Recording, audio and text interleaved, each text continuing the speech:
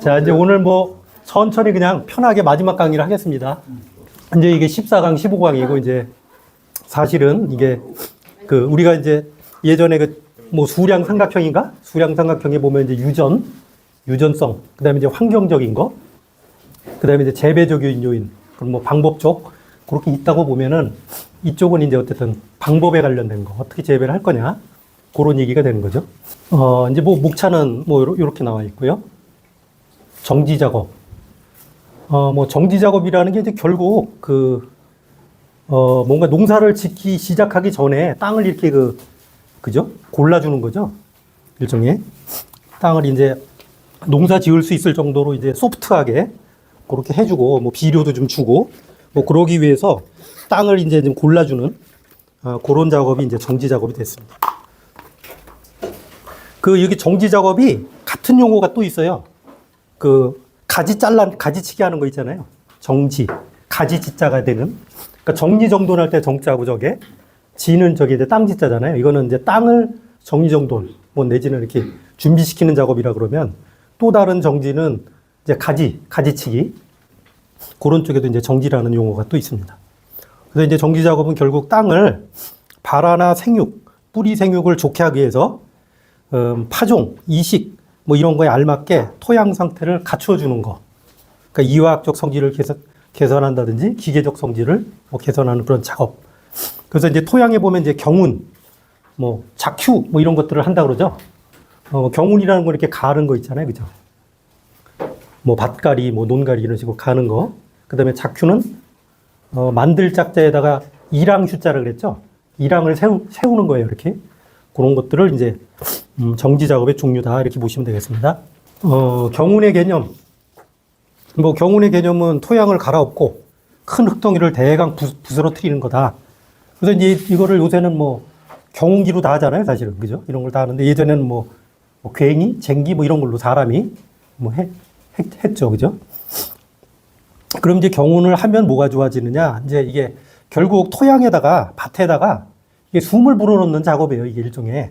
그래서 토양의 물리성 개선, 화학적 성질 개선, 뭐 예를 들면 거기에 이렇게 통기 뭐 이런 것도 가능하게 하고 물도 잘 스며들게 하고 그런 어떤 작업이다.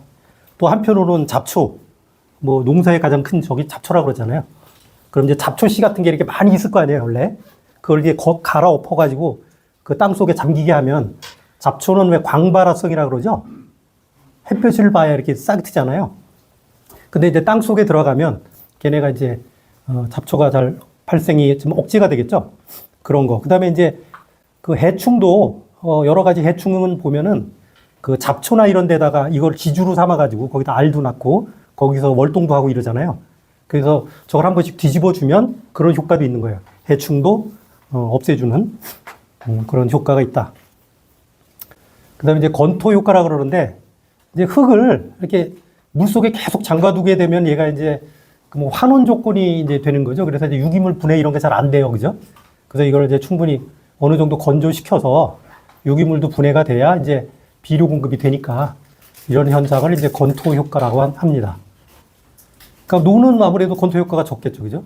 물이 있으니까. 그래서 논에서 이게 잠겼던 거를 갖다가 이렇게 말리는 뭐 이렇게 건토 효과를 하면 오히려 효과가 더 커진다는 그런 얘기로 보시면 되고. 밑에 보시면 뭐 이렇게 건토를 충분히 잘하면 뭐 위에 똑같이 적혀 있네요. 작물에 대한 비료분 공급이 좋아진다. 그렇다고 이제 너무나 건조를 시켜가지고 뭐 식물이 못 자랄 정도로 건조를 시키면 안 되는 것이고 어떤 필요한 수분 정도가 적절한 수분 정도가 어느 정도는 있어야 하니까 완전히 건조화 시킨다는 그런 얘기는 아니죠. 요거는 이제 작휴법, 이랑을 만드는 법인데 이제 평유법. 평유법은 그냥 평평한 거예요. 이랑이 없는 거. 그 다음에 휴리법. 이랑을 세우는 거죠. 이랑을 세워서 고랑이 낫게 하는 방식. 휴립 구파, 휴립 휴파, 이랑 재배 뭐 이런 말들은 뭐 휴립, 그러니까 이랑을 세워서 구파, 도랑구자잖아요. 이렇게 깊은 데다가 심는 거예요. 그러니까 고랑에다가 심는 거.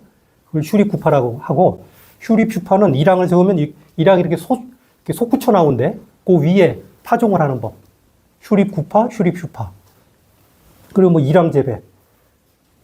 그러니까 뭐 논 같은 것, 그러니까 뭐 습답, 간척지 이런 그런 물에 좀 이렇게 많이 그 잠겨 있는 그런 땅들은 논 같은 데도 이렇게 일항을 좀 만들어서 뭐 그런 아까 그 참 뭐라 그러죠? 이렇게 공기도 좀 더 통하게 하고 뭐 그런 효과가 있는 것 같아요. 그래서 일항 재배 그런 게 있고 성유법은 일항을 만들긴 만드는데 이제 이렇게 좀 넓고 크게 보통 이제 일항이 이렇게 뭐 이렇게 만드는 게 아니고 일항을 이렇게 평평하게 좀 크게 하는 거 있죠. 그런 식으로 크게 만드는 방법. 뭐 저런 거는 뭐 예를 들면 이렇게 일항을 좀 평평하게 넓게 하면은 콩 같은 걸 한 세네 줄 이렇게 쭉 할 수도 있고 그런 식으로 하시면 되는 개념입니다. 요게 이제 뭐 일항의 모습인데 요렇게 이렇게 골에서부터 여기 이제 골이 안 보이는 뭐 어쨌든 이걸 골이라고 보고 골에서부터 일항 하나까지 골하고 일항을 요걸 다 합친 거 요거 전체를 이제 요걸 일항이라고 그러고 이거를 두둑이라고도 그래요. 이거를 이렇게 튀어나온 데를 두둑 여기는 고랑 뭐 이런 식의 용어를 쓰기도 하는데 어쨌든 일항과 뭐 일항이라고 하면 두둑 플러스 뭐 고랑 뭐 이런 정도 이렇게 두 개 쏙 들어간 데하고 나온 데 이 하나의 요 모양까지를 합친 거를 이제 일항 정도로 보시면 되겠습니다. 그래서 여기 들어간 데는 이제 골이라고 그러고 요거는 뭐 골 사이라고 굳이 해야 되는지 모르겠는데 어쨌든 뭐 요렇게 또 튀어나온 부분 두둑이에 해당되는 요 부분 요걸 다 합친 게 이제 일항이다 이렇게 보시면 됩니다. 뭐 고구마 같은 경우는 뭐 예를 들면 이렇게 골 일항 이런 식으로 그리고 요거는 이제 좀 약간 이제 높이 세운 그런 케이스가 되겠고요. 그 다음에 이제 파종을 해야 되잖아요. 이제 파종이라는 건 결국 이제 씨를, 종자를 심는 건데, 언제 심느냐, 그 다음에 파종량은 어떻게 갖고 갈 거냐, 이제 그런 부분에 대한 얘기가 되겠습니다. 그럼 파종이라는 건 결국은 이제 하는 시점이 또 되게 중요하죠. 근데 이 시점을 언제쯤 할 거냐. 근데 이제 시점이라는 건 뭐, 뒤에도 나옵니다만, 파종의 시기를 이렇게 결정하는 그런 요인들이 여러 개가 있죠. 그래서 이제 작물의 종류에 따라서 또 품종에 따라서 다르고 예를 들면 뭐 조생종이 있고 만생종이 있잖아요. 그럼 조생종은 같은 작물이라도 좀 먼저 심는 거고 만생종은 조금 늦게 심는 거고 그런 개념이고 뭐 재배 지역이나 기후에 따라서 남부지방이냐 중부지방이냐 예를 들면 다르겠죠. 그 다음에 작부체계 이거를 뭐 윤작을 할 거냐 뭐 간작을 할 거냐 뭐 이런 거에 따라서 또 이제 시기가 바뀔 수도 있고 왜냐면 앞작물이 있을 수 있잖아요. 앞작물, 뒷작물의 시기를 어느 정도 맞춰야 되니까 뭐 그런 거에 따라서 그다음에 뭐 토양의 조건에 따라서 그다음에 또 하나 중요한 건 이런 출하기를 맞추는 게 중요하겠죠, 그죠? 출하기를 놓치면 뭐 제값을 못 받을 수도 있고 또 이제 출하가 늦어지는 가운데 어떤 뭐 홍수가 온다든지 이런 재해가 올 수도 있잖아요. 그래서 이제 그런 기간을 가능하면 피하는 게 좋겠죠. 그다음에 이제 노동력 같은 것도 되게 중요한 거고 아주 노동력이 부족한 시기에 이런 수확을 하게 되면 좀 안 죽을 수 있으니까 그걸 뭐 앞으로 당긴다든지 파종을 뭐 뒤로 늦춘다든지 이런 뭐 그런 유두리가 좀 어느 정도 필요하겠죠. 요거는 파종 양식은 지난번에 한번 제가 보조 자료로 아마 드렸을 거예요. 산파는 그냥 이렇게 흩어 뿌리는 거예요.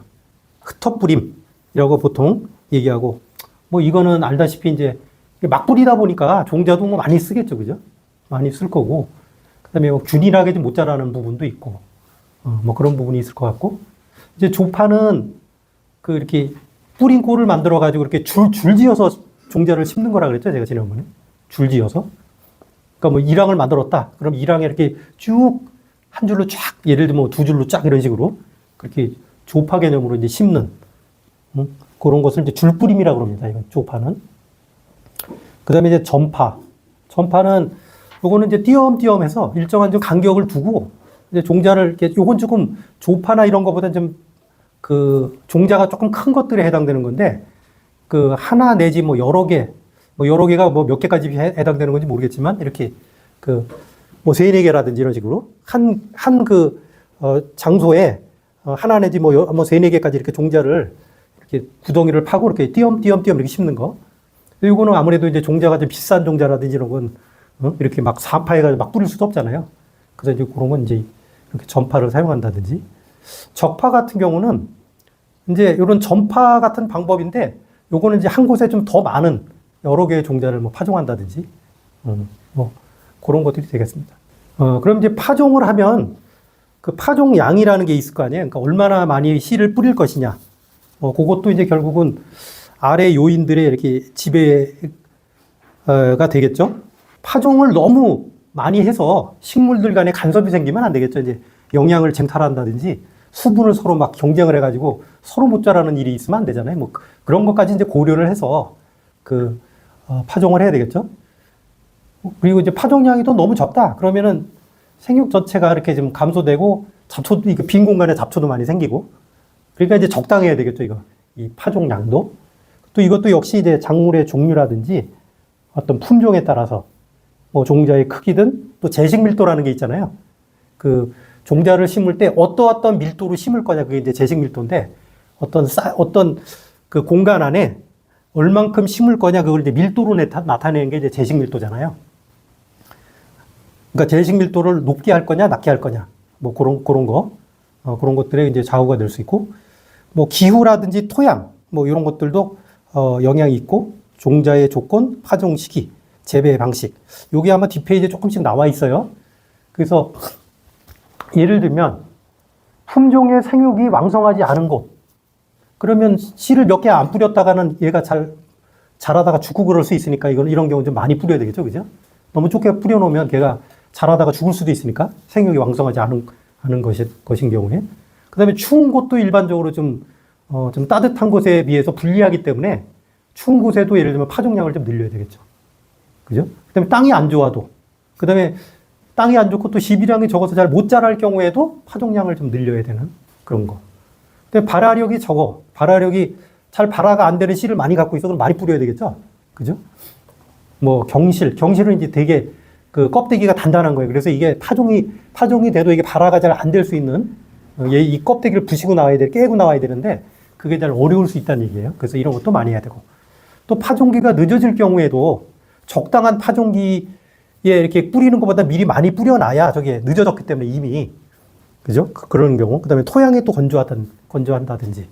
아무래도 이제 생존 확률이 되게 어려울 경우에는 파종량을 많이 늘리는 게 상식이겠죠. 그죠? 그런 관점에서 어떤 상식적인 관점에서 이렇게 보시면 될 것 같아요. 그 다음에 이제 이거는 문제로 이렇게 계산 문제로 나올 수도 있어요. 계산 문제로 나올 수 있는데, 뭐 이런 것들은, 하실 줄 아시죠? 이런 거. 그죠? 예를 들면 10R면은, 그러니까 이제 R 개념을 아셔야 돼요. 10R는 10m 곱하기 10m예요. 예를 들면, R가, 1R가 10m 곱하기 10m예요. 그러면은 10m 곱하기 10m면은 1000cm가 되잖아요. 그죠? 10m니까. 그러니까 1000cm 곱하기 1000cm고 앞에 10이 있으니까 이렇게 되는 거야. 10 곱하기 1000 곱하기 1000. 이게 이제 요런 땅에다가 60cm, 15cm로 심으면은 11,111주를 심을 수 있겠다. 뭐 요걸 뭐 본이라고 해도 되고 주라고 해도 되고 식물의 한 개 개체 단위라고 보시면 돼요. 요 정도 심을 수 있겠다. 근데 이제 여기에 보면은 여기는 콩을 한 주에 2립, 2개, 그러니까 한 구멍에 2개를 심겠다는 얘기잖아요. 그러니까 곱하기 2인 거죠, 뭐. 곱하기 2. 이렇게 하면은 이제 44,444가 될 거고, 그게 이제 한 입의 무게가 뭐 0.2g이라니까 여기다 곱하면 4.4kg. 이렇게 나오는 거니까 이것도 그렇게 어렵진 않으실 거예요. 자, 복토. 복토라는 거는 이제 그 종자를 뿌린 다음에 파종을 한 다음에 이렇게 흙을 덮는 행위. 그런 걸 이제 복토라고 합니다. 그래서 이제 복토도 복토의 이렇게 높이, 두께? 이게, 어느 정도는 이게 어쨌든 그 파종법이나 종자의 크기, 발화 습성, 토양 조건, 기후 상태, 이런 거에 따라서 복토의 그 두께, 높이를, 좀 조정을 할 수 있다. 그러니까, 뭐 지난번에도 얘기했지만 이렇게 조그만 종자들 있잖아요. 이런 것들은 그냥 종자가 보이지 않을 정도로 이렇게 덮어놔도 되고, 어떤 경우는 안 덮어놔도 얘가 스스로 땅에 이렇게 조금씩 들어가요. 들어가서, 저절로, 싹이 날 수도 있고, 근데 이제 단지 그런, 씨를 갖다 이렇게, 종자를 갖다 이렇게 보이게 하면 새 같은 게 날아와서 쪼아먹고 이제 그런 손실이 좀 발생할 수 있어요. 그리고 이제 비교적 조금 큰 것들, 뭐, 그런 씨앗들은 한 0.5에서 뭐, 1cm? 1cm. 약간 이렇게 좀 들어가는 깊이로. 그 다음에 요런 것들은 종자 자체라기보다는 영양기관이죠. 그죠? 구근. 예를 들면 알뿌리. 뿌리 자체를 씹는 거기 때문에 얘는 그렇게 번식하는 것들이잖아요. 얘네들은 구근으로. 그래서 이제 요건 약간 구근은 이게 애가 크잖아요. 그래서 10cm 이상 이렇게 깊게 씹는 거다 이렇게 보시면 될 것 같아요. 자, 시비관리와 재배관리. 여기 보니까 이식 부분은 그 강의 자료가 보니까 넘어가더라고요. 그래서 뭐 우리도 그냥 넘어가자고요. 시비관리와 재배관리, 중경 멀칭. 자, 이제 여기에 그 주요 비료의 성분, 뭐 시비관리와 비료의 종류 뭐 이렇게 나왔는데 지난번에 이제 다량 원소를 한번 얘기한 적이 있잖아요. CHONK, 칼슘, 마그네슘, 인, 황. 요게 이제 다량 원소인데 그 CHO에 해당되는 것들. 그죠? 탄소, 수소, 산소 같은 경우는 물이나 대기 중에 공기 뭐 이런 것들 뭐 그런 걸로 이렇게 흡수가 가능한데 나머지 것들은 뿌리를 통해서 이렇게 흡수를 해야 되잖아요. 그래서 이제 비료나 뭐 어떤 그런 것들을 줘야 되는데 대부분의 뭐 원소는 그렇게 부족하지가 않은데 제일 많이 어쨌든 작물들이 필요로 하는 것들이 이제 질소인산 칼륨이에요. 플러스 칼슘 뭐 이렇게 해서 이제 4대 비료 요소다 뭐 이렇게 얘기하잖아요. 요거는 이제 3대인 거고 질소인산 칼륨. 칼리가 칼륨입니다. 그래서 여기 보면 이제 질소가 들어있는 그런 비료는 요건 다 화학 비료예요. 요소, 황산암모니아, 뭐 석회질소. 그리고 여기에 46%라고 돼 있는 것들은 그 퍼센티지, 그러니까 요소 비료에는 질소라는 그 성분이 46%가 들어가 있다 이 얘기예요. 요게 뭐 똑같은 내용이 322페이지에 이렇게 교과서에 있으니까 보시면 될 것 같은데, 이제 질소, 인산도 마찬가지로 요런 비료들에, 요런 화학 비료 내에 과인산 석회는 20% 들어가 있고, 중과인산 석회는 인산의 함유율이 뭐 46%가 들어가 있고, 이런 얘기예요. 칼리는 이제 염화칼륨, 황산칼륨, 요런 거에 이제 칼륨 자체가 들어있잖아요. 그래서 그렇게 보시면 돼요. 그러면 이제 이것도 뭐 계산 문제인데 이것도 뭐 쉽게 하실 수 있을 거예요. 질소를 16.154kg? 16.154kg을 요소 비료로 준다 그래. 그러니까 질소 자체로 16.154kg을 주면 좋은데 그렇게 질소만 이렇게 우리가 갖고 있을 수는 없는 거고, 이제 비료를 우리가 이제 외부에서 사게 되면 이제 요소 비료 이런 걸 사는데 요소 비료로 주면 얼마를 주면 되냐? 근데 이제 요소에는 질소가 46% 정도 들어있다 그러잖아요. 그죠? 그러면은 어떤 양에다가 46% 정도를 주게 되는 게 결국 16.154kg이 되는 거잖아요. 그래서 그거를 이렇게 치환해서 하다 보면 16.154를 0.46으로 나누면 되는 거예요. 그러면 한 35kg을 주면 얘가 요소가 46%가 들어있기 때문에 16kg만큼 질소를 공급하는 그런 효과가 있다는 얘기예요. 그렇게 보시면 돼요. 자, 그러면 이제 비료의 종류인데, 뭐 비료의 종류에 따라서는 뭐 직접 비료가 있고 이제 간접 비료가 있다. 그래서 뭐 NPK 그런 그 질소인산 칼륨 이런 것들이 이제 비료에 들어가 있는 거 이런 것들이 직접 비료라 그러고, 간접 비료는 그런 어떤 영양 성분 자체가 뭐 들어있고 안 들어가 있고 그런 것보다는 토양의 어떤 물리학적인 특성, 이화학적 특성을 이렇게 개선할 수 있는 것들, 그런 것들을 이제 간접 비료라 그래서 뭐 석회질 비료, 물론 석회질 비료에는 칼슘이 들어있는데 어쨌든 석회질 비료의 목적은 뭐 칼슘을 공급하는 그런 목적도 있지만 토양을 이렇게 좀 좋게 하는 그런 용도가 있잖아요. 예를 들면 그 다음에 뭐 미생물 비료라든지 토양 계량제 이런 것들이 이제 간접 비료에 해당된다 이렇게 보시면 되고, 근데 비료의 효과가 빨리 나타나냐 적게 나타나냐, 뭐 빨리 나타나는 게 이제 속효일 거고, 이제 완효와 지효가 약간 뭐 이렇게 천천히 그 효과가 나타나는 것처럼 보이잖아요. 근데 이게 이제 굳이 구별을 하자 그러면 완효라는 거는 효과가 즉시 나타나긴 하는데, 완효라는 거는 효과가 즉시 나타나는데, 아니 비효는 즉시 나타나는데 이게 지속되는 게 오랫동안, 비료 효과가 오랫동안 계속되는 거, 그러니까 즉시 나타나면서 오래 계속되는 걸 완효성이라고 그러고, 지효성은 이제 뿌렸잖아요. 그 뿌리면 바로 효과가 나타나는 게 아니고 천천히 나타나는 거, 천천히 오랫동안 나타나는 거, 그런 개념으로 책에 아마 설명되어 있을 거예요. 그래서 그렇게 보시면 되고, 그 다음에 비료가 이제 산성, 중성, 뭐 염기성 이런 비료가 있다고 그러는데 요게 두 가지가 있는 거예요. 그러니까 뭐냐면 그 비료 자체를 이렇게 물에다가 이렇게 타잖아요. 물을 섞어. 그때 나타나는 pH, 그게 산성이냐, 중성이냐, 염기성이냐, 요거를 표현하는 게 이제 화학적 반응이에요.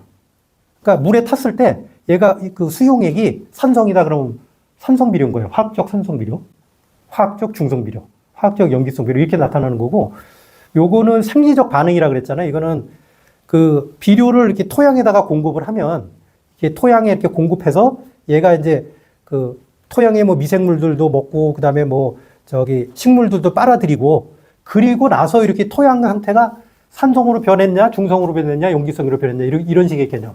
그런 개념이죠. 그러니까 얘는 얘 자체가 물에 탔을 때 이제 산성, 염기성, 중성이냐 이런 개념이고, 이거는 그 생리적 반응에 따른 분류는 시비 후에 비료분이 흡수한 결과로 나타나는 pH. 그러니까 요거는 좀 바로 나타나는 거고, 요거는 좀 어느 정도 지나서. 그러니까 사실은 얘는 의미가 없어요. 그죠? 그죠? 산성 비료, 중성 비료가 무슨 의미가 있어요? 예를 들면 뿌려가지고 땅이 산성이 되냐, 중성이 되냐, 염기성이 되느냐가 중요하기 때문에 뭐 이거는 별로 중요한 게 아니고, 사실은 이게 더 토양 입장에서 보면 이게 더 중요한 거죠. 그런 개념으로 보시면 될 것 같아요. 그 다음에 뭐 채소 양분율, 뭐 이거는 아시죠? 그러니까 결국은 여기 물통에다가 이렇게 물을 담으면 이렇게 제일 낮은 데에서 이렇게 뚝이 터져서 이렇게 물이 흐르는 것처럼, 그 비료 같은 경우도 적게 준 그 비료 인자, 어떤 양분 인자, 뭐 그런 거에 의해 가지고 그 얘가 결국 수량이 제한이 되더라. 그러니까 많이 수확을 하려면 이게 비료가 적당히 다 같이 있어야지, 어떤 건 많이 주고 어떤 건 특히 조금 주면 그 조금 주는 그 결핍 요인에 의해서, 결핍 인자, 결핍 그 영양소에 의해서 제대로 수량이 나오지 않더라. 이제 그런 얘기를 리비라는 분이 이제 하신 거잖아요. 그런 말씀이신 거고, 수량 점검의 법칙. 이거는 요 그림을 보면서 뭐 하시는 게 나을 것 같아요. 그러니까 어떤 그 영양소, 비료 같은 거, 뭐 질소 있는 여기 뭐 어떤 비료 원소가 있다고 쳐봐요. 그러면 어떤 비료 성분을 줬어. 주면은 처음에는 어쨌든 비료를 쭉쭉쭉쭉 잘 먹으면서 얘가 생장을 잘 하겠죠. 근데 그게 어떤 적정한 수준이 있더라는 거예요. 어떤 수준. 그리고 그 수준까지는 어쨌든 그 비료를 주는 대로 식물은 그걸 잘 받아먹고 크는데, 그 정점이라는 게 있고, 오히려 그거보다 더 많이 주면 오히려 얘가 비료에 어떻게 보면 이제 비료도 너무 많이 주면 독극물이 될 수 있잖아요. 그래서 오히려 수량이 줄어든다, 그런 의미로 보시면 돼요. 그래서 여기서는 이제 뭘 또 얘기하냐면, 여기를 딱 보시면 이제 영양소 공급에 보면 질소 같은 경우는 지금 이렇게 그 영양소 공급이 많잖아요. 영양소 공급을 많이 해도 이 포화 상태가 빨리 안 온다는, 즉 비료 중에서 질소 성분을 제일 많이 필요로 한다는 거예요. 식물이 이렇게 많이 줘도 다른 그 요소에 비하면은, 다른 그 비료 성분에 비해서는 많이 줘도 이 최고점 여기까지 가는 데는 좀 오래 걸린다. 많이 줘도 된다.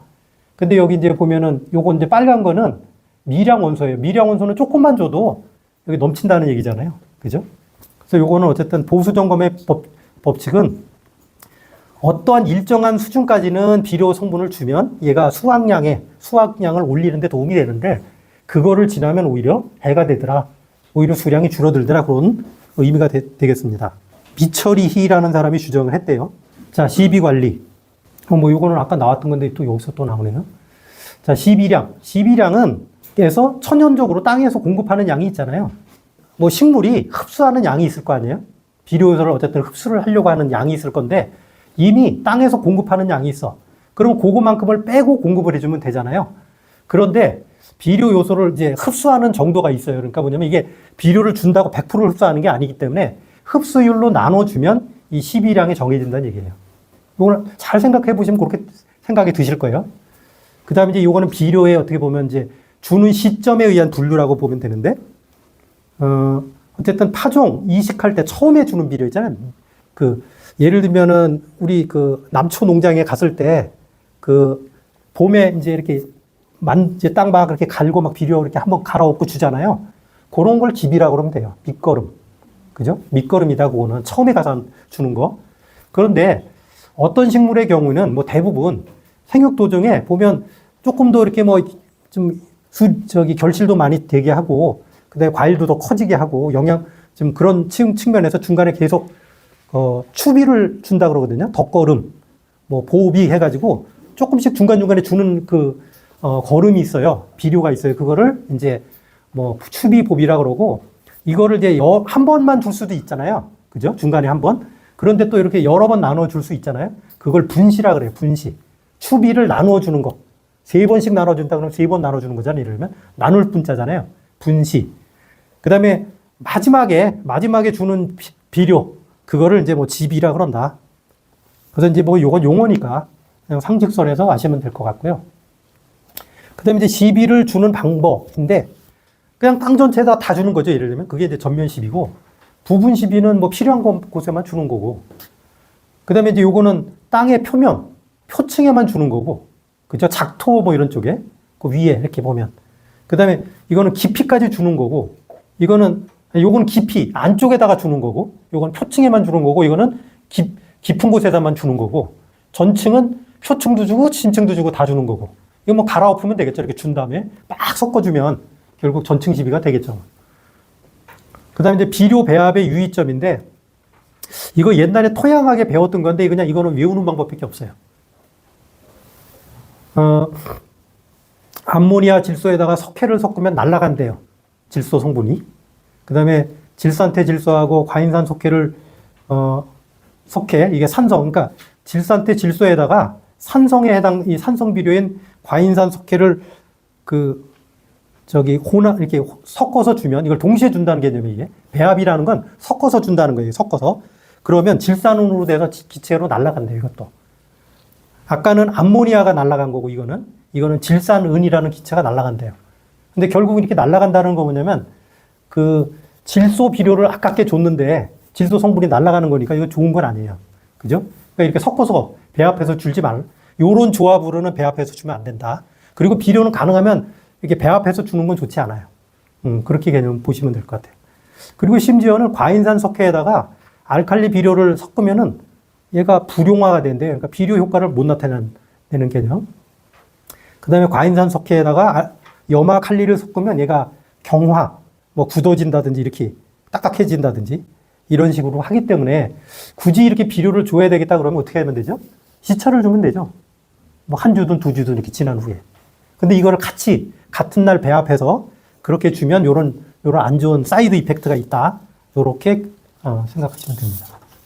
그 다음에 이제 옆면 시비는 뭐 잘 아실 거예요. 이제 뿌리가 뭔가 문제가 있어. 그래서 뭐 뿌리 자체가 뭐 영양 성분을 뭐 못 빨아들인다든지 그 다음에 뭐 이렇게 초생 재배라 그래가지고 이렇게 다 덮여 있고 작물이 있는 그런 형태라서 이거 비료를 줘봐야 효과가 없을 수 있어. 예를 들면 그럴 경우에는 그냥 예를 들면 잎에만 주는 그런 뭐 방법도 있고 그러니까 뭐 여러 가지 요런 상황에서 옆면 시비를 한다는 거예요. 뭐냐면 작물 중에서 어떤 미량 요소 특히 뭐가 결핍이 돼서 그런 그 미량 요소만 그 잎에다가 스프레이 같은 식으로 이렇게 뿌려주면 돼요. 예를 들면 그 다음에 작물이 뿌리 상태가 뭐 너무 안 좋든지 작물이 너무 안 좋아 상태가. 근데 이게 시간이 없어. 얘가 더 놔두면 빨리 죽을 것 같아. 그럴 때는 이제 급속히 이렇게 회복시켜야 될 경우에도 예를 들면 옆면 시비를 한다든지 이렇게 뭔가 비상 상황에서 이렇게 쓰는 게 이제 옆면 시비고 이걸 계속 하는 건 아니에요. 그리고 이제 옆면 시비를 하면 여기 보면 뭐 잎의 표면보다는 이면, 요거는 표면은 이제 잎의 앞면일 거고 이면은 뒷면이잖아요. 더욱 잘 흡수된다 이제 이런 얘기인데 일반적으로 잎을 보시면은 이렇게 잎에 이렇게 표면을 보면 반질반질 하잖아요. 그죠? 근데 뒤를 보면 좀 덜 반질반질해. 그게 왜 그러냐면은 큐티클이라는 그런 층이 있어요. 그 큐티클이 뭘로 구성이 되냐면 큐틴 플러스 이제 뭐 왁스 이런 성분으로 돼 있어가지고 얘가 스스로 뭔가 곤충이든 뭐든 뭐 외부 상처든 이거에 그 저항 내지는 보호를 하기 위해서 일종의 코팅막을 만들어 놓은 거거든. 그 코팅막이 잎의 앞면은 많이 발라져 있는 거고 뒷면은 상대적으로 좀 얇은 거예요. 그래서 옆면 시비의 효과는 앞보다는 뒤쪽에다가 주는 게 좋다. 그런 얘기예요. 중경이라는 거는 뭐 어쨌든 이렇게 그 표토를 갖다가 이렇게 갈거나 뭐 그런 거죠. 그 다음에 흙을 갈거나 뭐 부드럽게 하는 거. 그러면 중경을 하다 보면 제초도 같이 되는 개념이겠죠. 그죠? 흙을 이렇게 갈고 뭐 쪼고 이렇게 하는 그런 행위니까 이렇게 조금씩은 뒤집어주고 그런 행위니까. 요새는 이제 뭐 로타리라 그래가지고 중경기가 있다 그래요. 그죠? 기존엔 다 뭐 홈이든 뭐 이런 걸로 했을 거 아니에요. 근데 요새는 뭐 로타리도 있고 뭐, 그런 기계들이 있으니까 많이 자동화가 돼 있다 이렇게 보시면 되고. 자, 그럼 중경을 하면 좋아지는 거. 이렇게 이렇게 흙가리를 해주면은, 토양에 보면은 이제, 토양에 어쨌든 유기물 분해도 잘 되게 할 수 있고, 뭐 수분도 잘 스며들 수 있게 만들어주고, 뭐 그런 효과들. 그 다음에 아까 뭐 잡초 같은 것도 좀, 제거할 수 있게 하고. 그렇게 하다가 보면 어린 잡초 같은 경우는 뭐 죽겠죠. 그죠? 쓸려 나가겠지? 그런 거. 그런데 이제 이런 효과도 있대요. 중경을 하면 우리 이제 작물을 두고 이렇게 중경이라는 게 이렇게 뭐 뿌리 근처에 이렇게 조금씩 파주고 막 이러는 거잖아요. 이렇게 갈아주고 이렇게. 그러다 보면 이제 당근, 뿌리가 잘린다는 거예요. 그 뿌리털 같은 거. 조그만 수염 뿌리 이런 것들이 뭐 뿌리 같은 게 이렇게 잘라지는 게 당근인데, 이렇게 당근을 하면 뿌리가 잘라지면 일반적으로 안 좋을 것 같은데, 그 식물이 좀 어린 상태, 그러니까 너무 이렇게 노쇠한 식물이 아닌 경우에, 식물이 이렇게 자라고 있는 그런 상태에서는 당근을 하면 얘가 일시적으로는 좀 억제, 그러니까 양분이나 수분 흡수하는 게 조금은 부족해지지만 나중에는 오히려 뿌리가 더 많이 나온대요. 그래서 오히려 회복돼 가지고 당근전보다 오히려 흡수를 더 잘하더라, 양분이나 수분을. 그래서 뭐 뿌리 절단을 해서 나쁜 게 아니다. 그러니까 중경 같은 걸 하는 건 좋다라는 얘기겠죠, 그죠? 그다음에 멀칭은 덮는 거잖아요. 지피나 건초. 그다음에 요새는 뭐 PVC 같은 거, P필름 이런 걸로 덮는 것도 멀칭이라 그래요. 그러니까 예전에는 뭐 지피나 건초 이런 걸 덮어가지고 이렇게 피복해주는 그런 개념인데, 지금은 그 P필름 같은 거, 그런 걸로도 덮어주는 그런 멀칭이 있어요. 토양을 멀칭하는 거가 뭐 용도가 이렇게 뭐 토양 수분 같은 거 결국 뭐 보존해주고 뭐 그런 거에 큰 목적이 있고, 뭐 온도 같은 거 이런 것들을 유지해주는 그런 효과가 있겠죠. 여기 이제 스터블 멀칭이라는 거는 뭐냐면은, 뭐 옛날에 이렇게 농 같은데 밭 같은데 이렇게 가보면은 작물을 이렇게 잘라내고 뿌리하고 이렇게 남아있는 게 있을 거예요. 이렇게 밑둥이라고 그러나? 그걸 뭐라 그래요? 그루터기? 그루터기를 남겨놓은 채로 이렇게 수확을 하는 경우가 있어요. 근데 그거를 하는 이유가, 이거를 다 그냥 뿌리 때 다 이렇게 다 뽑아내고 그러면은 이게 풍식, 바람에 의해서 어쨌든 바람에 의해서 어쨌든 땅이 어쨌든 풍화가 되는 거, 그 다음에 물에 의해서 이렇게 수식, 뭐 또 물에 의해서 이렇게 풍화가 되는 이런 것, 그 수식되는 것이, 이게 남아있으면 얘가 뿌리가 잡아주잖아요. 뿌리가 잡아주니까 그런 것들을 경감시키는 그런 효과가 있답니다. 그걸 스터블 멀칭이라 그래요. 자, 이제 멀칭의 효과인데, 멀칭의 효과는 토양을 건조하는 걸 막겠죠. 왜냐면 위에 피복을 해줬으니까. 그 다음에 지온도 어느 정도, 그러니까 그냥 대기에 노출시켜 놓는 것보다는 좀 안정적으로 이렇게 유지, 조절도 해주고, 또 토양이 침식되는 것도, 깎여 나가는 거, 그런 것도 좀 방지해 줄 수 있고. 그 다음에 덮어놓으니까 잡초도 잘 안 되고. 요거 이제 필름으로 멀칭을 하는 방법인데, 백색, 흑색, 녹색이 있는데, 요게 조금 이게 잘못 써놓은 것 같아요. 그러니까 뭐냐면, 얘네들이 공통적으로 어쨌든 요런 효과가 있는 것이고, 건조를 방지한다든지, 뭐 풍식, 수식을 감소해 주는 것은 이제 공통적인 거고, 자, 백색 투명 필름은 온도를 올려줄 때 유리한 거예요.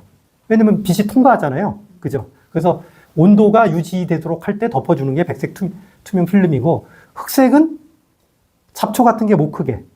그죠? 잡초는 광발화라 그랬잖아요. 근데 어두운 걸로 덮어놓으면 얘가 발화가 안 되잖아요.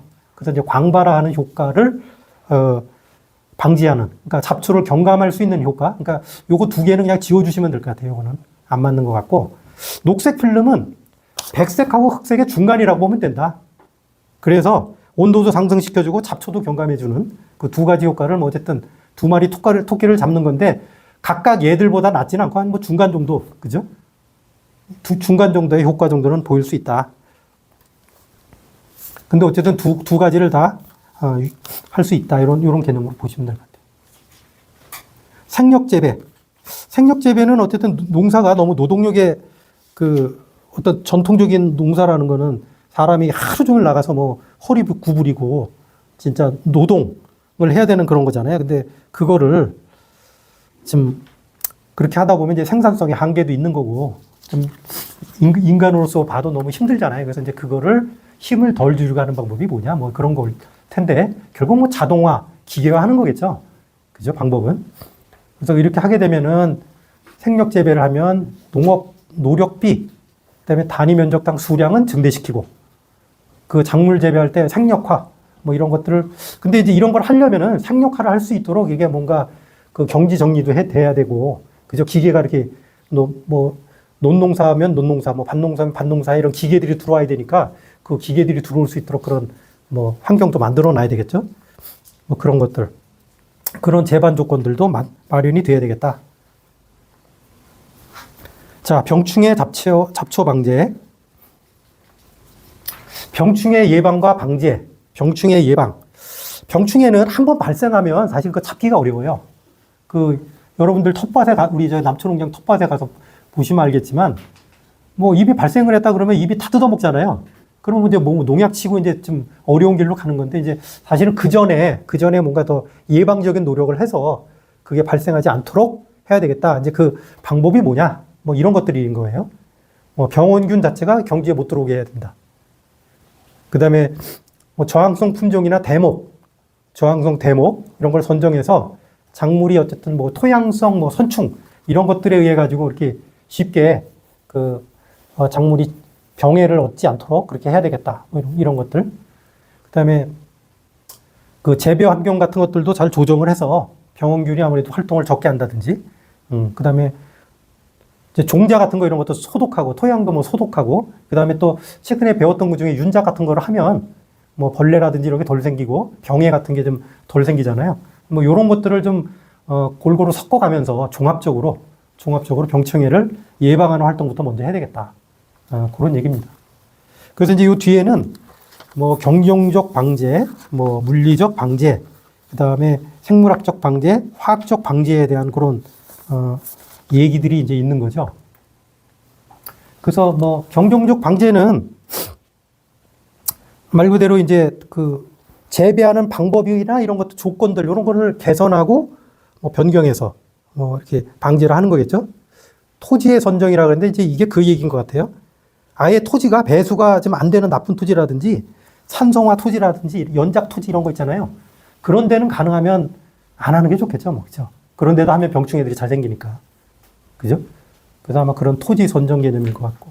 이런 건 아까 나왔는데 내병성, 저항성 품종 자체를 이런 거에 강한 애들. 그 다음에 무병 종자. 뭐 병 있는 종자를 심으면 병에 당연히 바이러스나 이런 거에 쉽게 걸려 있을 테니까 걔가 제대로 된 아웃풋을 내기는 좀 어렵다 이렇게 볼 수가 있죠. 그 다음에 재식 밀도도 너무 뭐 좁힌다든지 너무 또 느슨하게 하지 말고 뭔가 최적화된 그런 것들을 나름대로 이제 경험이라든지 그런 거에 바탕을 해서 재식 밀도를 조정한다든지 윤작을 한다든지 이런 거. 그 다음에 이런 식이라든지 뭐 시비, 비료주는 법, 그다음에 토양을 개량한다든지 이런 경종적인 방제법으로 이렇게 병해를 줄일 수 있는 방법이 있고 물리적인 거는 뭐 직접적으로 뭐 열을 가한다든지 뭐 사람이 잡는다든지 뭐 격리를 시킨다든지 뭐 이런 식의 방법인 거예요. 그래서 뭐 이렇게 열을 줘서 뭐 태양열로 뭐 증기로 쪄가지고 뭐 토양을 소독을 한다든지 뭐 예를 들면 이런 방법이에요. 아니면 이런 거 직접 잡는다든지 알 같은 거 이런 것들을 없앤다든지. 그다음에 종자 같은 경우는 뭐 냉수 온탕 침법이라고 지난번에 한번 말씀드린 적이 있는데 차가운 데다가 넣었다가 이렇게 온탕에다가 끓이고 뭐 이런 걸 반복을 하면 그 표면에 묻어 있는 그 종자의 어떤 그 병균이잖아요. 그런 것들이 죽는답니다. 그래서 냉수 온탕 침법을 한다든지. 그다음에 이제 이런 거 뭐 논 같은 데다가 밭 같은 데는 밭에 최적화된 그런 병충해들이 많이 생기잖아요. 그걸 물에다가 담궈 놓으면 돼, 예를 들면. 그럼 밭에서 많이 나는 그런 병충해 이런 것들이 죽잖아요. 뭐 그런 상태에서 뭐 담수할 수도 있고 이런 거. 뭐 봉지 씌우기 같은 것도 있겠죠. 과일 같은 거 특히. 이런 건 이제 물리적인 방제법. 생물학적인 방제법은 어쨌든 천적을 이용하는 게 일반적으로 뭐 많이 얘기가 되고 있고, 뭐 천적 곤충을 이용을 해가지고 예를 들면 진드기라든지 뭐 이런 것들 있잖아요. 그런 것들을 잡아먹게 한다든지, 뭐 그런 개념이죠. 그다음에 병원 미생물을 이용한다든지, 뭐 그러니까 이건 화학농약 이런 게 아니고 생물농약이라든지 이런 기랑 미생물, 이런 것들을 이용한다든지 하는 것들이 이제 생물학적인 거고, 화학적 방제법은 농약을 쓰는 거예요, 농약. 그리고 요거는 농약의 이름들이에요. 농약의 이름을 살균제, 이거는 이제 뭐 균을 없애는 거예요. 세균이라든지 진균 같은 거 있잖아요. 이런 걸 없애는 게 살균제고, 요건 곤충을 없애는 게 살충제. 그다음에 이제 유인제, 그래서 이제 곤충을 뭐 유인한다든지 이렇게 유인해 주는 거. 그리고 아예 오지 못하게 하는 뭐 기피제. 그다음에 뭐 불임을 시킨다든지 이런 거. 뭐 살서제, 그럼 뭐 쥐를 갖다가 죽이는 거, 뭐 이런 식인 거죠, 그죠? 자, 그리고 이제 병충해 종합관리인데, 종합관리라는 거는 한 가지 방법으로는 이게 잘 안 죽잖아요, 이게. 얘네들도 이제 오랜 시간 동안 인간하고 경쟁하면서 살아왔기 때문에 쉽게 병해충을 이렇게 관리하기가 쉽지가 않고, 그러다 보니까 이제 종합적으로 해야 된다. 종합적으로 해야 되고 지속 가능한 방법을 써야 된다. 그래서 이제 IPM이라는 용어를 써요. Integrated Pest Management 해가지고, 요거는 이제 뭐 패스트가 해충 뭐 이런 뜻이겠죠, 그죠? 그래서 종합적으로 경종적, 물리적, 생물학적 아까 나왔던 그런 방법들, 그런 것들을 종합적으로 사용하자.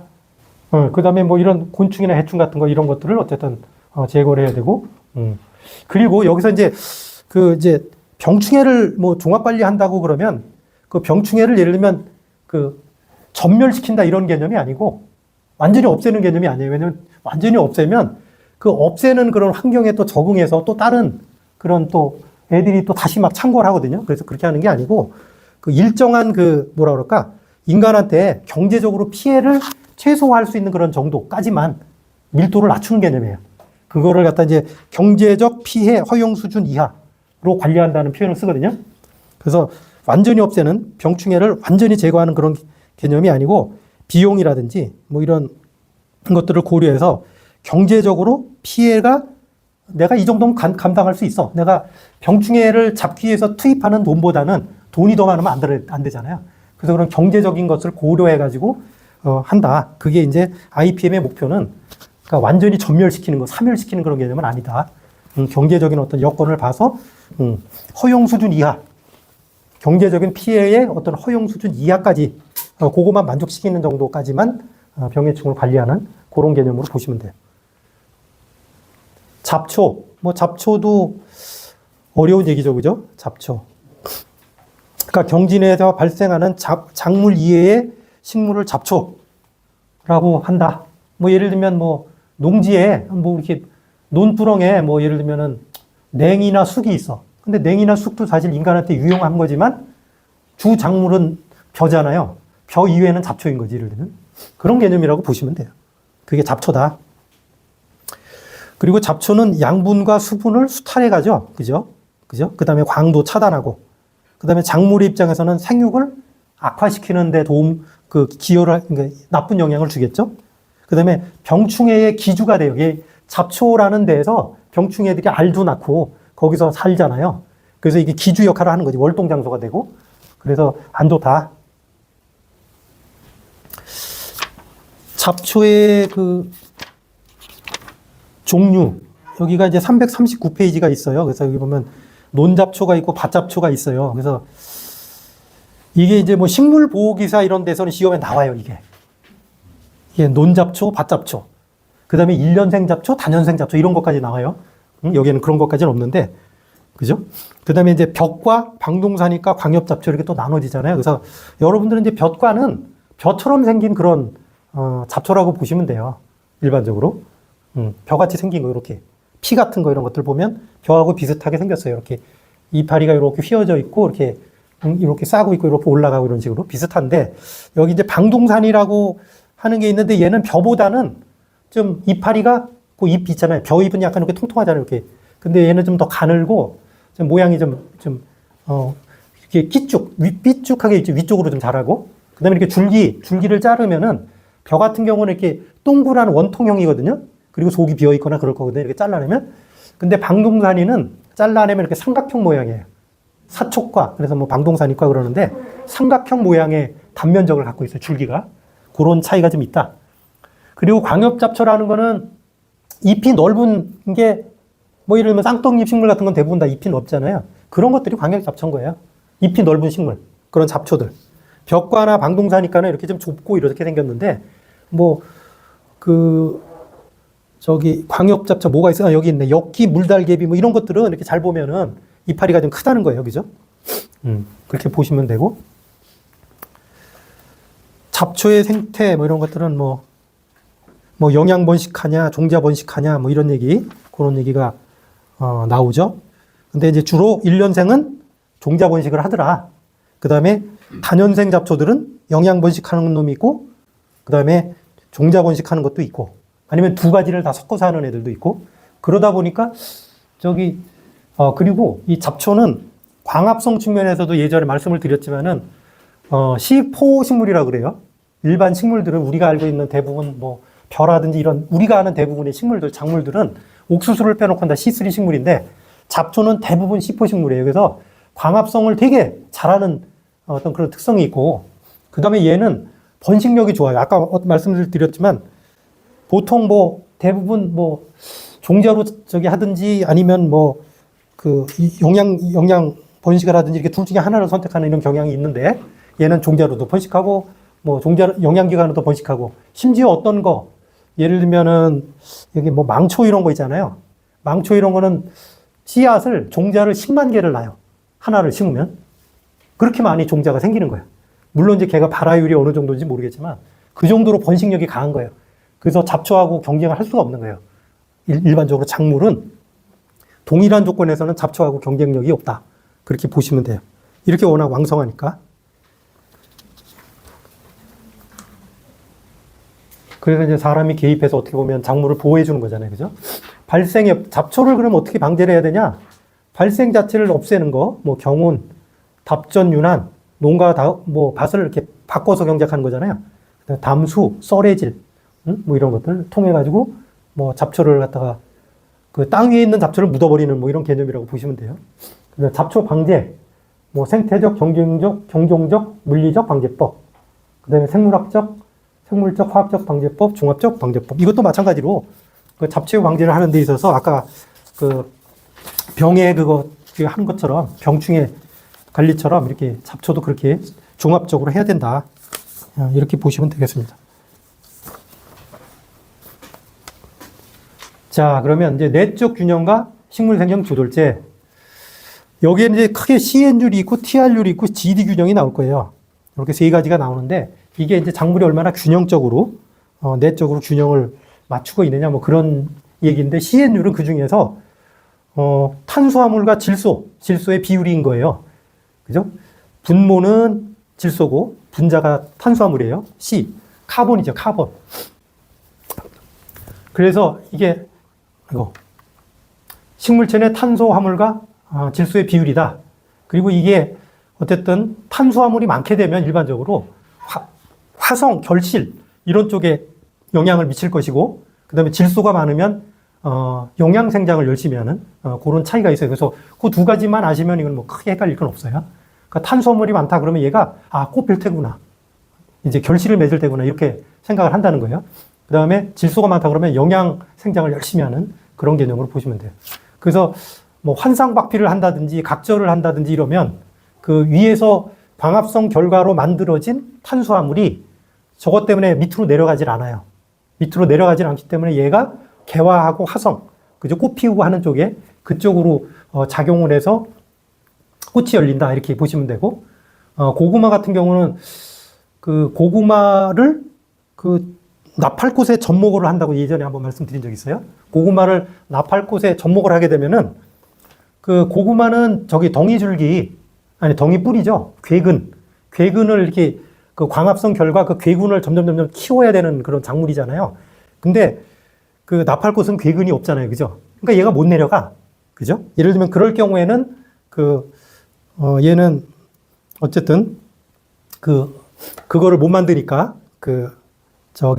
탄수화물을 저장을 못 한다. 그죠? 그럼 영양 생장만 계속 해야 되는 거지, 얘는. 그런 개념입니다.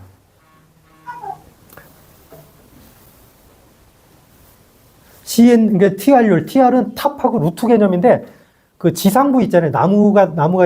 나무나 어떤 식물이 있으면 지상부 쪽이 탑이고, 그 땅 밑에 있는 것들, 그거를 루트라 그래가지고, 지하부 생장량에 대해서 지상부 생장량의 비율, 이랬는데, 이거를 뭐 어떻게 측정을 하는지는 잘 모르겠어요. 이거를 뭐 무게를 재는 건지, 뭐 크기를 재는 건지 모르겠는데, 어쨌든 지하부가 더 잘 크냐, 뭐 지상부가 더 발육이 더 잘 되냐, 막 요런 개념으로 그냥 보시면 될 것 같고, 뭐 이것도 상식선에서 생각을 하면 될 것 같아요. 이제 파종기나 이식기가 늦어진다. 그러면은 이제 뭐 괴근이나 개경 얘네들이 이제 어떻게 보면 뿌리 같은 게 파종이나 이식기가 늦어지면 얘가 충분히 못 자랐을 거 아니에요. 그러면 그 뿌리 쪽이 발달이 좀 미흡하니까 TR율이 커진다든지 예를 들면 뭐 이런 개념에 이런 식으로 생각하면 돼요. 일사가 적어지면 광합성이 잘 안 될 거 아니에요. 그러니까 루트 쪽 뿌리 쪽이 뭔가 영양분을 잘 모으지 못할 거잖아요. 그러면 얘도 커진다. 예를 들면 뭐 이런 개념으로 이런 개념으로 보시면 되는 거예요. 그다음에 GD 균형. 이제 GD 균형은 이제 이게 그로스 생장을 그로스라 그러고 D는 이제 디퍼렌시에이션 그래서 이제 분화라 그래요. 그래서 생장과 분화를 균형적으로 이제 식물은 하려는 그 경향이 있는 거죠. 근데 이제 어느 쪽에 치우쳤느냐 이게 균형이 맞냐 뭐 이런 의미라고 보시면 돼요. 그리고 생장과 분화의 균형 얘가 GD가 균형이 됐다 그러면 생장과 분화가 균형을 맞추고 있다. 뭐 이런 개념으로 보시면 될 것 같아요. 자, 여기 이제 호르몬 쪽입니다. 호르몬 쪽은 문제가 조금씩 나와요. 이게 보면 계속 나오는 거고. 이제 식물 호르몬인데, 식물체의 조직이나, 이제 이건 정의 정도는 알아두시는 게 좋을 것 같아요. 그래서 한번 읽어보면, 식물체의 조직이나 기관에서 생합성된 후, 체내를 이행하면서, 이행은 이동이죠. 이동하면서 다른 조직이나 기관에 대해서 미량, 아주 조그만 양으로도 어떤 형태적이든 생리적이든 변화를 만들 수 있대요. 그런 화학 물질이고, 이거는 유기화합물이에요, 일종의. 유기화합물 같은 화학 물질인데, 요것들을 갖다가 이제 식물 호르몬이라고 그러고, 이 중에서 식물의 생장을 촉진하는 물질을, 이와 같이 식물의 생장을 촉진하는 물질을, 이것도 또 오탄데, 옥신이 아니고, 식물 호르몬이라 그래요. 식물 호르몬. 옥신이 아니고. 식물의 생장을 전체적으로 촉진하는 이런 물질 전체를 식물 호르몬이라 그러고 그 중에서 이제 식물 호르몬 중에 뭐 옥신이 있고 지베릴린이 있고 시토킨이 있고 뭐 이런 것들이 있어요. 그래서 뭐 앞에 책에 보면 뭐 생장 호르몬이다 그러면 이제 옥신류라 그러고 도장 호르몬이다 이제 도장을 길쭉하게 자라는 거예요. 이건 지베렐린이다. 그다음에 세포를 분열시키는 호르몬이다 그러면 시토킨이고 개화 호르몬이다 그러면 뭐 플로리겐이다. 뭐 이런 얘기가 책에 있습니다.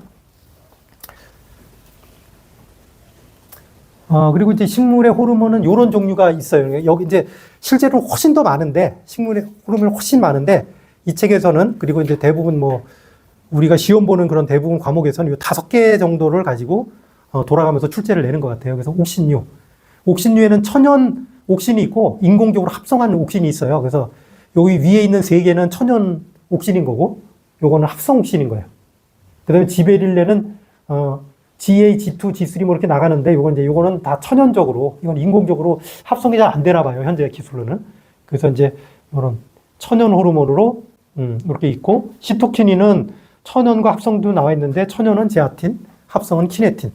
에틸렌은 이렇게 C3H4가 있고, 요거는 이제 기체예요, 기체. 에틸렌 자체는 기체라 그러잖아요. 기체, 날아가는 기체인데, 요거를 조금 액체화시키는 에세폰. 에세폰을 액체화시켜서 요것들을 놔두면 얘가 에틸렌이 나오는 거예요. 일종의. 이제 그런 개념이고. 생장 억제제로,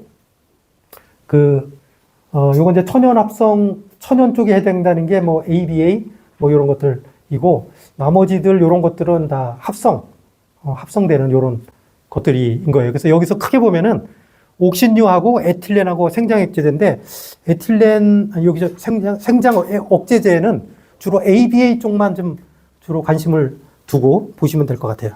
ABA. 아부시스산이라 그래요. 자, 이제 여기서 이제 주요 특성을 조금 알아두시는 게 좋을 것 같고, 옥신을 크게 주요 특성은 뭐 이렇게 얘기할 수 있을 것 같아요. 옥신은 줄기의 분열 조직, 선단, 그러니까 줄기의 분열 조직이면 맨 위에 선단 거기서 만들어진대요 일단. 또는 어린 잎, 어린 조직 이런 위쪽에서 식물의 위쪽에서 생성이 되는 게 옥신이다. 그래서 얘가 만들어지면 뿌리 쪽 밑으로 내려간대요. 얘는 밑으로 내려가는 그런 극성 이동의 어떤 여기 이제 극성 이동이라는 표현이 있죠. 위에서 만들어져서 하방 극성으로 이동하는 성질이 있다. 그리고 이제 옥신은 뭐 여러분들도 알겠지만 뭐 이렇게 불광이라 그래가지고 빛을 보는 쪽으로 얘가 뭐 휘고 뭐 또 뿌리 밑에서는 뭐 반대로 휘고 그런 얘기가 있었잖아요. 그게 굴광 현상이거든요. 그래서 옥신을 대표적으로 얘기할 때 이제 귀리에서 발견된 굴광 현상, 극성 이동, 그다음에 정화 우세 현상. 옥신이라는 거는 그 일반적으로 식물은 이렇게 위로 자라잖아요. 위로 자라는 거를 더 우선시해서 그 얘가 옆으로 막 퍼지는 게 아니고 이제 위로 자라는 게 일단 식물 입장에서는 우선인 거고, 만약에 위에 거를 잘라내, 그죠? 정화라 그러잖아요. 정화? 위에 싹이 있는 거를 정화라 그러는데, 걔를 만약에 잘라내면 그때는 치가가 막 발생을 해요. 근데 그럴 때까지는 잘라내지 않으면 일반적으로는 정화, 위에 있는 싹부터 해가지고 계속 길이 자라는 걸 길이로 자란다. 길이로 자라면서 뭐 적당히 옆으로 가지가 나오는 건데, 예를 들면 위에 있는 걸 잘라낸다? 정화를 잘라낸다? 그러면 옆으로 이제 무성하게 치가들이 발생을 한다. 이제 그런 개념으로 봐야 되고, 옥신은 어쨌든 정화 우세 현상을 지배하는 그런 호르몬이다. 이런 정도로 이해하시면 되고, 그 다음에 옥신에서 기여할 거는, 기억을 해 주셔야 될 거는 발근을 촉진한다. 이거는 꼭 기억을 좀 해 주시고요. 발근하면서 이제 접목도 잘 시켜주고, 접목시키면 어쨌든 뭐 뿌리도 좀 잘 돼야 되고, 접목 부위가 잘 활착이 돼야 되고, 이런 것들이 있으니까 어쨌든 접목이나 발근, 이런 거에 되게 도움을 많이 한다. 뭐 가지 굴곡 유도는 저 위에 있었고, 그 다음에 옥신을, 여기 이제 그런 얘기가 있는데, 뭐 헷갈리긴 해요, 이게 보면.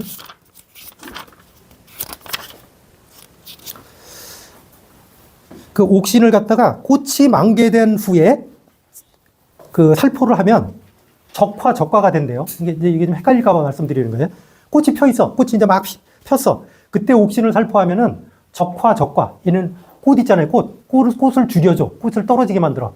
그 다음에 조그만 어떤 열매 열리는 거 있잖아요. 그거를 적과, 솎아주는 거예요. 그러니까 꽃도 솎아주고 조그만 열매를 솎아주는 그런 게 있어. 근데 과실이 열린 다음에는, 예를 들면 과실이 열린 다음에는 오히려 과일이 떨어지는 거 있죠. 과실이 낙과하는 거. 이걸 또 막아준대. 그래서 이제 헷갈릴까봐 제 말씀을 드리는 거예요. 이제. 이런 게 나올지는 모르겠는데 이 두 가지가 있는 거예요. 얘가 꽃이 막 피는 그런 시점, 그때쯤에 옥신을 발라주면 적화가 되고, 솎아주고 오히려 떨어뜨려 준단 말이에요. 근데 이게 과실이 이제 열린 상태에서 옥신을 발라주잖아요? 그럼 이제 더 이상 안 떨어져. 오히려 잘 달라붙게 만들어줘. 그런 어떤 착과를 시켜주는,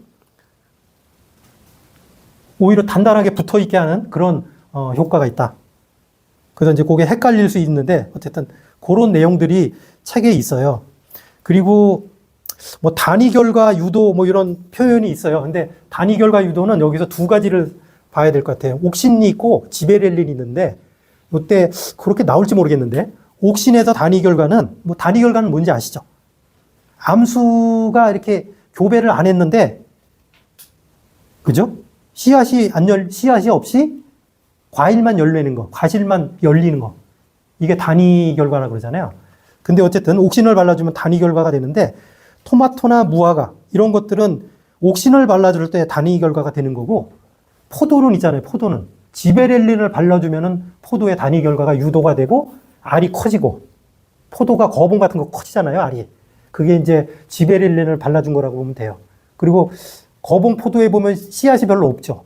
그죠? 그게 이제 지베렐린 처리를 하면, 그러니까 단위결과를 유도하는 방법이 두 가지인데, 옥신을 처리했을 때는 토마토 목화에서 뭐 그 효과가 있고, 그 포도 같은 경우는 지베렐린을 처리해야 뭐 그런 효과가 있다. 이렇게 생각을 하시면 될 것 같습니다. 근데 또 여기 보면 제초제로도 이용이라고 있잖아요. 옥신이라는 게 참 희한한 게, 옥신의 농도가, 얘는 농도에 따라서 또 이게 그 식물에 미치는 영향이 다른데 아주 높아. 옥신을 아주 진하게 뿌리잖아요. 그러면 제초제가 돼요. 식물을 죽여 오히려. 그거 중에 하나가 대표적인 게 앞에 나왔던 거 중에 이사디라고 있어요. 이사디라고 있는데, 이게 뭐냐면 월남전 전쟁에서 사용했던 고엽제라고 있잖아요. 얘를 뿌리면은 그 광엽 잡초가 다 죽어. 예를 들면 그때 사용했던 게 이사디예요. 얘가 옥신이에요. 근데 옥신. 옥신인데 어쨌든 제초제로도 이용한다. 농도가 아주 높을 때. 근데 옥신 농도가 적당해. 옥신 농도가 적당히 있으면 정화 우세 현상이 생겨. 아까 정화 우세 현상이 있었죠? 그다음에 옥신 농도가 좀 낮아. 조금 좀 낮은 상태야. 그러면 밝은 뿌리가 막 잘 자라. 그래서 여기 아까 보면 하나씩 다 있는 거예요. 밝은도 있고, 뭐 정화 유세도 있고, 우세도 있고, 그죠? 그다음에 제초도 있고. 그 말이 있는 게 옥신의 농도에 의해서 얘가 나타내는 기작이 다르다. 그런 정도로 기억을 하시면 되고요. 자, 이제 지베렐린으로 갈게요. 지베렐린은 얘는 미성숙 종자하고 어린 잎에서 생성된대요. 생성되고 얘는 물관 체관부를 통해 가지고 식물 어디로든 갈 수가 있대요. 그러니까 뭐 위로 아까는 옥신은 밑으로만 내려간다 그랬잖아요. 얘는 뭐 위든 아래든 어디든지 갈 수 있는 그런 그 호르몬이다. 그리고 얘는 뭐 키다리 병균, 벼에서 키다리 병균이 생긴대요. 벼가 그런 거에서 보니까 거기에 지베렐린이라는 물질이 있더라 그래가지고 알게 된 거예요. 얘가 키다리, 그러니까 벼가 이렇게 너무 길게 자라가지고 도장을 하잖아요. 이렇게 넘어지는 거, 도복을 하고 그런 현상이 있어서 이게 왜 그런가 했더니 그때 보니까 지베렐린이라는 성분이 있더라. 그래서 얘가 이제 도장 호르몬이라고도 얘기하는 거예요. 얘의 특징은 종자의 어떤 타파, 얘 주로 이제 하는 거는 줄기 신장을 하신다고 보면 돼요. 줄기 신장. 얘는 줄기 신장을 주로 키워드로 알아두시면 되고, 얘는 휴면 타파와 발화를 촉진하는 그런 특성이 있고, 그러니까 이걸 다 외워야 될지 참 어려운데, 경엽의 신장 촉진, 아까 제가 줄기 신장하는 거 하면 그러면 얘를 지베릴리다 이렇게 알아두시면 되고, 여기 보면 단위결과 유도 한번 또 나오죠. 요거는 포도에서 나오는 거예요. 포도. 아, 제가 아까 잘못 얘기했다. 옥신에서 저기 단위결과는 아까 제가 모카라 그런 게 아니고 무화과예요. 토마토하고 무화과. 그 다음에 오이, 호박까지 포함해서 그게 이제 옥신에 의해서 단위결과가 나오는 거. 그 다음에 포도는 지베릴린에 의해서 단위결과가 나오고. 이렇게 보시면 되고요. 시토키닌은 이건 세포 분열, 뭐 이런 식으로 키워드를 좀 알아두시면 될 것 같아요. 그래서 세포 분열에서 가지와 잎을 생장시키는 이런 역할을 주로 한다. 아까는 줄기였죠? 그 지베릴린은. 얘는 가지와 잎을 생장시키는 그런 호르몬이다. 얘도 근데 어쨌든 종자 발화를 촉진하는데, 그래서 이게 좀 어려워. 이걸 다 외울 수도 없고. 그래서 어쨌든 이걸 다 외울 수는 없는 것 같고, 얘는 어쨌든 세포 분열하고 가지와 잎을 생장시키다 보니까 노화를 지연시키겠죠. 잎을 계속 생장시키니까 노화를 지연시키고 저장 중에 신선도도 유지할 수 있고, 왜냐면 얘는 계속 세포 분열을 해주고 하니까 신선도도 유지해지고 뭐 그런 특성들. 얘는 오히려 뿌리에서 만들어져서 상부로 이동하는 그런 특성을 갖고 있다. 그런 정도로 아시면 되고, 얘가 이제 옥신하고 시토키닌이 같이 이렇게 협력을 해서 작용하는 경우가 있는데, 예를 들면 옥신하고 시토킨이 있을 때 시토키닌이 더 많다. 그러면 눈, 줄기, 잎이 막 이렇게 잘 자라고 그렇게 잘 자라는 그런 현상이 있고, 옥신이 더 많다. 옥신이 시토키닌보다 많다. 그러면 뿌리가 막 좀 발근이 잘 되고 뿌리가 막 생장하는 그런 특성이 있다. 그래서 식물 호르몬도 혼자서 얘는 이것만 하고 얘는 이것만 하고 그게 아니고 이렇게 협력을 해서 작용을 하더라. 그런 얘기이고요. 아부시스산은 이게 스트레스 호르몬이라 그래요. 이게 스트레스 호르몬인데, 얘는 스트레스를 받으면은 휴면 상태로 들어가는데 그때 나오는 게 이 아부시스산이에요. 그래서 스트레스 호르몬이라고도 하고, 이게 휴면을 조장하는 그런 호르몬이라고 볼 수 있어요. 그러니까 잎이 나 잘래, 나 피곤해, 근데 이제 그만 잘 거야. 그렇게 되면 이제 잎이 노화를 하고 낙엽이 떨어지고 그런 거예요, 얘가. 응? 나는 이제 할 일 다 했어. 나 안 할래. 이제 이렇게 하다 보니까 잎이 노화가 되고 이제 낙엽이 촉진되는 이런 휴면이 되고 뭐 이런 거. 그 다음에 이제 종자 발화도 억제하고 뭐 이런 것들이 있더라. 그 다음에 이제 에틸렌은 이제 얘도 이제 스트레스를 받으면 나오는데, 얘는 아까는 스트레스 받으면 휴면 상태로 넘어갔다 그랬잖아요. 근데 이제 얘는 스트레스를 받으면은 부패하고 뭐 낙엽을 만들고 노화를 촉진하고 뭐 이게 이제 노화도 사실 앞에 또 있었어요. 그죠? 얘도 있었는데 얘도 사실은 노화도 시키는, 근데 여기서 이제 주로 노화라는 건 이제 그걸 촉진하는 그런 쪽에 이런 일들을 많이 한다. 여러분 이제 바나나 같은 걸 사면 파란 바나나를 오래 놔두면은 얘가 노랗게 됐다가 점점 검은 게 많다가 나중에 그냥 흐물흐물해지는 거 있잖아요. 그게 대표적인 게 에틸렌 때문에 그런 거예요. 모든 식물에는 에틸렌이 나온다. 이 가스로. 그리고 에틸렌이 나오면은 점점 이렇게 그 부패하는 쪽으로 식물이 바뀐다. 그런 개념. 그러니까 성숙시키는 거예요. 그러니까 과성숙을 시키는 거지, 예를 들면. 그죠? 그러니까 바나나도 파란 상태로 했다가 놔두면 좀 더 성숙해지는 거예요. 그 다음에 얘가 노화가 되는 것도 더 성숙해지는 거고, 더 성숙해지는 개념. 그래서 얘를 성숙 호르몬이다, 이렇게 보시면 될 것 같아요. 얘는 낙엽도 촉진이고, 특히 이제 그 식물에서 보면, 이렇게, 아까,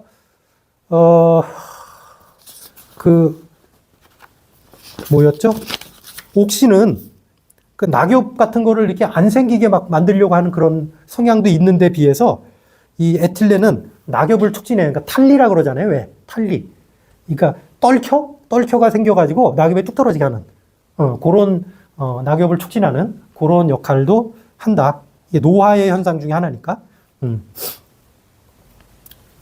그리고 이제 여기 뭐 에세폰이라고 나왔잖아요. 이건 에세폰은 에틸렌을 이제 액체화시킨 거다 이렇게 보면 돼요. 어디에는 에스렐이라는 표현도 있었을 거예요. 에스렐, 에세폰이 같은 거다. 이거는 액체 상태인 거고 에틸렌은 기체다. 그러면 에세폰은 어떤 때 쓰느냐? 얘는 토마토나 고추 있잖아요. 그거를 아주 색깔을 예쁘게 만들 때 착색이라고 그러잖아요. 토마토를 더 빨갛게, 고추를 더 빨갛게. 그럴 때 이제 에스렐 또는 에세폰을 도포 이렇게 뿌려주면 얘가 더 빨개지더라. 그러니까 이것도 일종의 성숙하게 만드는 그런 거라고 보시면 되죠. 그죠? 더 성숙하게 만들려는 그런 호르몬이다. 그렇게 보시면 되고, 여기에 있는 기타 생장 억제 물질은 그냥 넘어가셔도 될 것 같아요. 그 다음에 이제 방사성 동위원소인데, 뭐 어려운 얘기죠, 이거. 방사성 동위원소. 이거는, 자, 원자 번호가 같고 원자량이 다른 원소들을 동위원소라고 한대요. 그죠?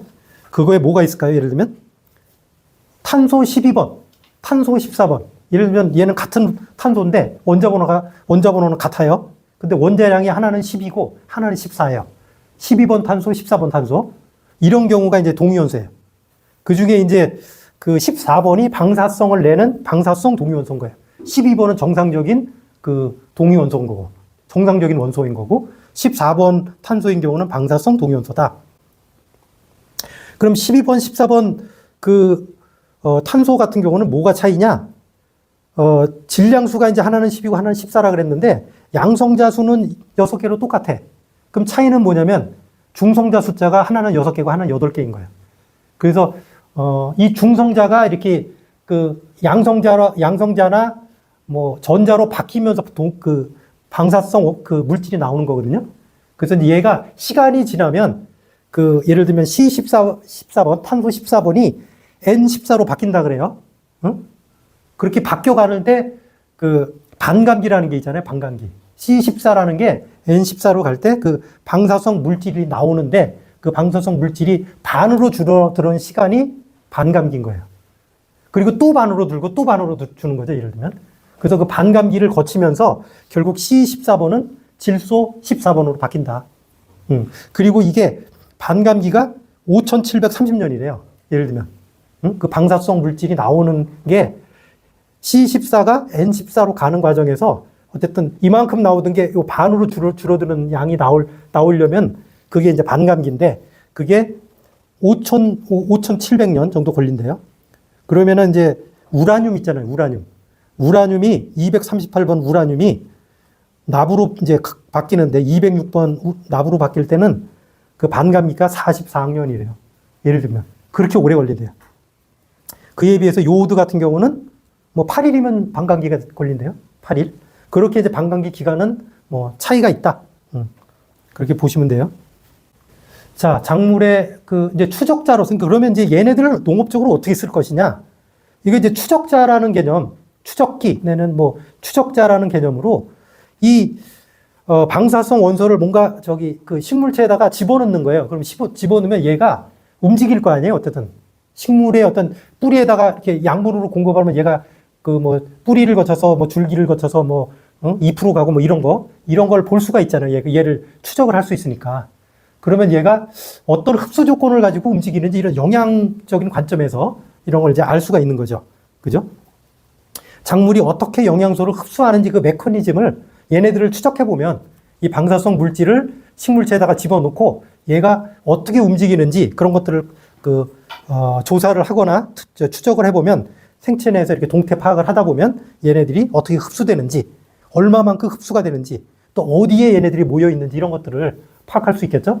그래서 이제 작물의 영양생리에도 쓰고, 또 광합성 뭐 같은 거에도 쓰고, 또 광합성도 어떻게 보면 전류되고 뭐 축적하고 이런 과정이니까 그런 거에도 쓰고, 뭐 농업 토목에도 쓴대요. 농업 토목. 누수, 개소, 뭐 지하수, 뭐 여기에다가 나트륨을 집어넣나 보죠. 그러면 얘네가 어디로 새는지 뭐 이런 걸 볼 수가 있는 거예요. 지하수 탐색할 때도 마찬가지고. 그 다음에 이제 여러분들이 제일 많이 아는 거는 이제 아까 이제 칼슘, 이제 탄소죠, 탄소. 탄소 연대 뭐 이렇게 측정하는 거 있잖아요, 탄소. 14번, 아까 탄소가 있다 그랬잖아요. 그거는 왜 유적 같은 거 이렇게 파내고 그러면은 탄소 뭐 연대 이런 거 측정하잖아요. 그럼 이제 걔가 얼만큼 걸려가지고 그 방사능이 반으로 줄었느냐 이걸 역추적해가지고 이게 몇 년 전 거다라는 걸 측정하잖아요. 그러니까 뭐 옛날에 고 시대의 어떤 그런 물건, 유물들 이런 것들 그런 거 발굴할 때 그때는 이제 탄소를 많이 쓴다 그러죠. 그 다음에 뭐 살균, 살충할 때도 이런 코발트, 뭐 세슘 이런 것들을 쓴답니다. 그리고 이런 것도 쓴다. 이렇게 보시면 되겠습니다. 이제 하나 끝냈네요.